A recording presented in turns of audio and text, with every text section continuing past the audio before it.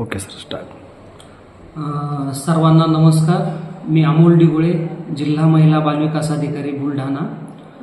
जिल्हा महिला बालविकास अधिकारी बुलढाणा या कार्यालयाअंतर्गत बालकांसाठी चाइल्डलाईन 1098 जिल्हा बाल संरक्षण कक्ष यांच्यामार्फत बालविवाहासंबंधी ज्या तक्रारी येतात त्यावरती कार्यवाही केली जाते.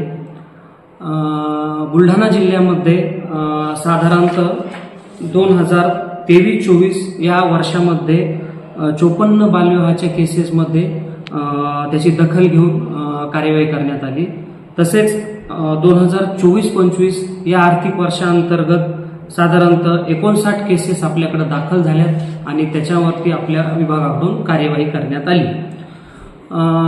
बालविवाहाच्या केसेस संदर्भात जर कुठे याबद्दल कार्यवाही होत असल्यास किंवा बालविवाहाची घटना घडत असल्यास माझी सर्वांना विनंती आहे का त्याची दखल घेऊन जो टोल फ्री क्रमांक 1098 आहे चाइल्डलाईनचा, तर त्याच्यावरती आपण ती तक्रार नोंदवू शकता.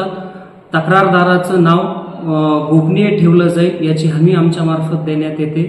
अशी घटना कुठं घडत असल्यास कृपया आपण ती तक्रार नोंदवून एखाद्या मुलीचं आयुष्य वाचू शकता.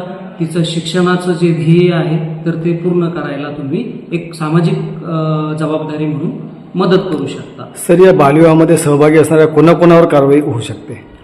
या बालविवाहाच्या बाबतीमध्ये जे सर्व स्टेक होल्डर असतात तसेच नातेवाईक असतात. आता तुम्ही म्हणता सर स्टेक होल्डर म्हणजे काय, तर बालविवाहाच्या जी गुन्हा घडत असतो तर त्याच्यामध्ये पुजारीपासून ते फोटोग्राफर आणि मंगल कार्यालयामध्ये जर घडत असेल तर ते मंगल कार्यालयाचे जे संचालक असतील तसेच ज्या ज्या गोष्टी त्याला मदत करतात तर त्या सर्व यंत्रणावरती सुद्धा यामध्ये गुन्हा दाखल करायची प्रोव्हिजन आहे.